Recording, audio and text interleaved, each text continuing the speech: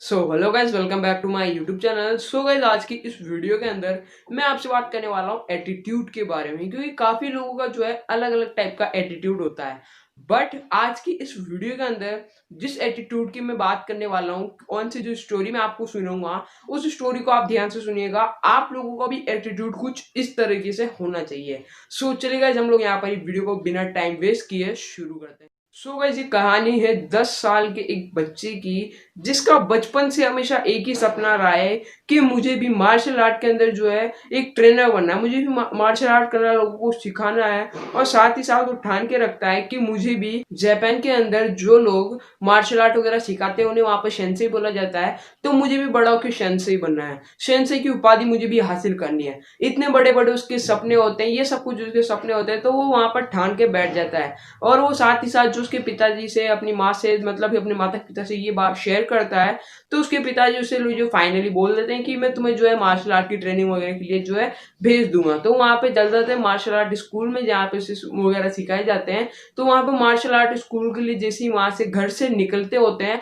तो रास्ते में उनका काफी ज्यादा बड़ा एक्सीडेंट हो जाता है। और उस एक्सीडेंट के अंदर ओकायो जो होता है, उसका भी जो ये लेफ्ट हैंड होता है, ये लेफ्ट हैंड जो है धड़ से अलग हो जाता है, यानी कि शरीर से अलग हो जाता है। तो वहां पे जो है उसे जैसे जैसे वहां पे उसको लगा कि मेरा तो जो पूरा सपना है वो पूरी तरह से चूर चूर हो चुका है। अब मैं किस तरह से मार्शल आर्ट ट्रेनर बनूंगा, कैसे मैं सेंसेई बनूंगा, ये बात उसके दिमाग में आती है। बट उसके सपने इतने होते हैं, उसका एटीट्यूड होता है यहाँ पर। तो वो ये बात जो अपने दिमाग से कभी नहीं निकालता है कि मुझे जो है मुझसे नहीं होगा, वो ठान लेता है कि मैं कर सकता हूँ। भले मेरे पास एक हाथ नहीं है, लेकिन मैं कोशिश करूंगा, मैं जरूर सेंसेई बनूंगा और किसी दिन मैं भी सेंसेई की उपाधि हासिल करूंगा। तो उस लड़के का जो है कॉन्फिडेंस इतना हाई लेवल पे होता है। और एक दिन होता है जब उसका जो घाव वगैरह होते हैं हाथ के, वहां पर वो सारे भर जाते हैं। घाव भरने के बाद वो फिर से उसके पिताजी से जिद करता है कि मुझे आप लोग जो है जापान एकेडमी में वहां पर जो है मुझे एडमिशन कराइए, मेरा, मुझे भी लोगों के साथ लड़ना है, मुझे भी यहाँ पर कराटे वगैरह सीखने, मुझे भी यहाँ पर उपाधि हासिल करनी, ये बात उसके पिताजी से बोलता है। तो उसके पिताजी जो है फाइनली बोल देते हैं कि ठीक है, मैं तुम्हें फिर से लेके चलता हूँ। तो फाइनली वो वहां पर पहुंच जाते हैं और वहां पर लड़के का एडमिशन भी हो जाता है। बट वहां पर एडमिशन होने के बाद, वहां पर जो है एडमिशन होते होते वहां पर एक सर आ जाते हैं, जो कि वहां पर उस मार्शल आर्ट के टीचर होते हैं, कि मतलब वो मार्शल आर्ट वगैरह काफी अच्छा सिखाते हैं। तो वहां पे वो सर उस लड़के से बोलते हैं कि बेटा, तुम्हारा तो एक हाथ ही नहीं है, तुम कैसे लड़ोगे इन सब लोगों से। तो वो लड़का वहां पर बोलता है कि सर, मैं चाहता हूं कि मैं भी बिना हाथ की सही, लेकिन मैं कोशिश करना चाहता हूं कि मैं भी कोशिश करूं कि जिससे कि मैं हो सकता है इन लोगों को भी हरा दूं। बस आप लोग से मुझे एक ही चीज चाहिए, आप मुझे सिखाएंगे और मैं इन सबको हरा दूंगा, आप मुझे सिखाएंगे और मैं इन सबको हरा दूंगा। ये बात उसके सर के सामने वो लड़का बोल देता है। और वहां पर सर सोचते कि इस बच्चे का जो कॉन्फिडेंस है ना, वो इतनी ज्यादा हाई लेवल पे है, तो वहां पर ये बात बोलकर चुप हो जाते हैं। और वहां पे वो सर जो होते हैं वो बोलते हैं कि ठीक है बेटा, मैं तुम्हें जो है कल से तुम ज्वाइन कर लेना, ऐसे मैं तुम्हें कल से मैं पर्सनली ट्रेनिंग दूंगा, जहां पे तुम्हें मैं यहाँ पर मार्शल आर्ट वगैरह करना सिखा दूंगा। तो ये बात बोलते हुए लड़का काफी ज्यादा एक्साइटेड हुआ, काफी ज्यादा खुश हो जाता है। और फिर अगले दिन वहां पर लड़का आता है और सर वहां पर बोलते हैं कि ठीक है, आज तुम्हारी सबसे पहला दिन है, तो मैं तुम्हें आज यहाँ पे किकिंग की प्रैक्टिस कराऊंगा। तो लड़का जो है पहले दिन से किकिंग की प्रैक्टिस करता है, दूसरे दिन करता है, तीसरे दिन करता है। ऐसे करते करते वो 2 महीने तक डायरेक्टली जो है पूरी तरह से किकिंग की प्रैक्टिस करता है। और वहां पर देखता है कि सर जो है वो मुझे किकिंग सिखा रहे हैं, बाकी और बच्चों को कुछ ना कुछ नया नया सिखाने को मिल रहा है। तो वहां पे जाके सर से बोलता है कि सर प्लीज मेरे को भी आप कुछ नया सिखाइए, मैंने काफी प्रैक्टिस कर ली किकिंग की। तो वहां पर सर बोलते हैं कि तुम और प्रैक्टिस करो। तो ऐसे ऐसे करते करते वो लड़का 2 साल तक उसे प्रैक्टिस करवाते हैं। तो लड़का 2 साल तक किकिंग की प्रैक्टिस करता है, किकिंग की प्रैक्टिस करता चला जाता है। फिर वापस वो लड़का बोलता है कि मुझे 2 साल हो गए, मैंने काफी ज्यादा प्रैक्टिस कर ली है, अब मैं चाहता हूँ कि आप भी मुझे कुछ नया सिखाएं। तो ये बोलते हैं, वहां पे सर बोलते हैं कि तुम्हें फिर से वही प्रैक्टिस करनी होगी, अगर तुम प्रैक्टिस नहीं करना चाहते निकल जाओ बारिश अकेडमी से। तो ऐसा बोलते हुए लड़का जो है चुप हो जाता है। वहां पर सर की बात का पालन करते हुए वहां पे फिर से किकिंग की प्रैक्टिस करता है, और किकिंग की प्रैक्टिस करते करते करते वो 6 साल तक प्रैक्टिस करा जाता है। पहले 2 साल थे वो, और अभी के जो 6 साल है, दोनों को मिला के 8 साल तक वो लड़का काफी प्रैक्टिस करता है। बट फाइनली एक दिन आता है जब वो लड़का 18 साल का हो जाता है, और वहां पर एक परंपरा होती है उस अकेडमी के अंदर कि जब पूरी तरह से ट्रेनिंग वगैरह खत्म हो जाती है तो वहां पे जो है रियल लाइफ बैटल कराई जाती है, मतलब आमने सामने लोगों को वहां पे लड़ाई जाता है। तो ऐसी बात वहां पे वो लड़का सुनते हुए ओकायो जो होता है वो कुछ ज्यादा डर जाता है कि मैं कैसा लड़ूंगा इन लोगों से, मुझे तो कुछ आता ही नहीं है, मेरे को तो सिर्फ एक किक आती है, बाकी तो मुझे कोई अटैक वगैरह सीखा ही नहीं है। तो वो लड़का सोचता है कि अब मैं क्या करूं, ये बात उस लड़के के दिमाग में आती है। बट वहां पे क्या होता है, जैसे ही ओकायो की बारी आती है तो उसका जो कॉम्पिटिटर होता है वो उसे मारने के लिए भाग के आता है, और ओकायो को वहां पे डर की वजह से जो किक की प्रैक्टिस वो 8 साल से कर रहा था वही किक वहां पे वो आजमाता है। और वहां पे जो उसका कॉम्पिटिटर होता है उसको वो एक किक पड़ते ही वो नॉकआउट हो जाता है, मतलब कि गेम से बाहर, नॉकआउट, बिल्कुल तरह से नॉकआउट हो जाए। तो राउंड 1 वो जीत जाता है। फिर ऐसे ही राउंड 2 में जैसे कॉम्पिटिटर आता है फिर से वो ऐसे अटैक करता है और फिर उसके अंदर जो है वापस वो उसे गिरा देता है। फिर उसके अंदर जो कॉन्फिडेंस आ जाता है कि हाँ मैं अब कर सकता हूँ।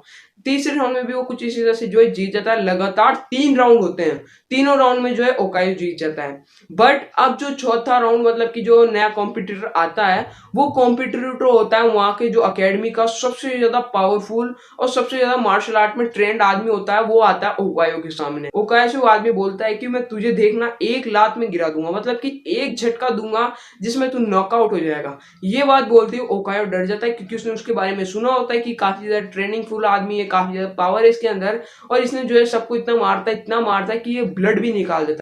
और ये बात सुनते वो लड़का जो है काफी ज्यादा घबरा जाता है।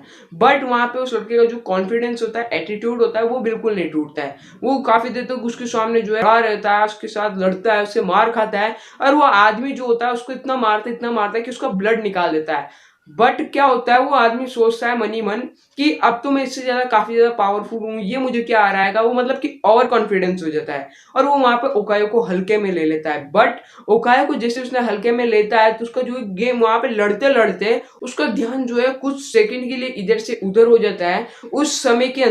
उस समय के बीच में ही ओकायो को वहां पे अटैक करने का मौका मिल जाता है और वहां पे वो वही किक को वापस से आजमाता है और वो लास्ट किक इतनी जोरदार होती है कि वो जो कॉम्पिटिटर होता है वो नॉकआउट हो जाता है। और वहां पे जितने भी लोग होते हैं वो सब देखते रह जाते हैं, ये क्या हुआ, इस लड़के के पास एक हाथ भी नहीं है लेकिन फिर भी कैसे इसने इतनी ज्यादा तेजी से इसे मारा कि सबसे अकेडमी का जो सबसे ज्यादा पावरफुल आदमी था वो कैसे हार गया इससे।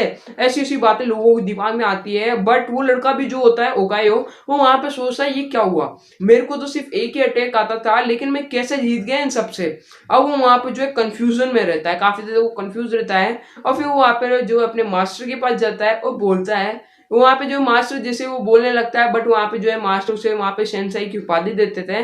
फिर वो लड़का वहां पे बोलता है कि सर आपने तो सिर्फ मुझे एक किक की प्रैक्टिस करवाई थी, अब मैं वहां से उन सब लोगों से कैसे जीत गया, क्योंकि मेरे पास तो वहां पे सिर्फ एक ही टेक्निक थी, उनके पास तो काफी सारी थी। तो वहां पे सर बोलते हैं कि तुम्हारे जीतने के यहाँ पे 2 तरह के रीजन है। रीजन नंबर वन यह है कि जो किक तुम्हें मैं सिखा रहा था वो किक ऐसी थी कि काफी लोगों को नहीं आती थी, और जिन लोगों को आती थी उन लोगों को जो है वहां पर एक तोड़ होता था, बट तुम्हारे अंदर वो तोड़ नहीं है। सबसे पहली बात जैसे कि तुम समझ गए होंगे कि तुम्हें जो मैं किक समझा रहा था वो काफी ज्यादा डिफिकल्ट थी, काफी ज्यादा हार्ड थी, जिसकी तुम लगातार 8 साल से प्रैक्टिस करते आ रहे थे। और दूसरा रीजन ये होता है कि इस किक की जो यहाँ पर कमी होती है, यानी कि इस किक का जो तोड़ होता है वो तोड़ ये है कि सामने वाला जो कॉम्पिटिटर होता है वो लेफ्ट हैंड को उठाकर, यानी कि तुम्हारे लेफ्ट हैंड को पकड़े और तुम्हें उठा के नीचे फेंक दे। ऐसे होते ही तुम जो है उस वहां पर नॉकआउट हो सकते थे। बट या तो तुम ये गॉड गिफ्ट समझो या ऊपर वाले का करिश्मा समझो कि तुम्हारे पास जो है लेफ्ट हैंड है ही नहीं, और लेफ्ट हैंड नहीं होने की वजह से जो तुम्हारा कोई हाथ भी नहीं पकड़ पाएगा और नहीं तुम्हें गिरा पाएगा। इस वजह से तुम जो है हर बार जीत रहे थे। तो ये बात बोलते हुए लड़का जो है बिल्कुल चौंक जाता है, शॉकिंग हो जाता है बिल्कुल।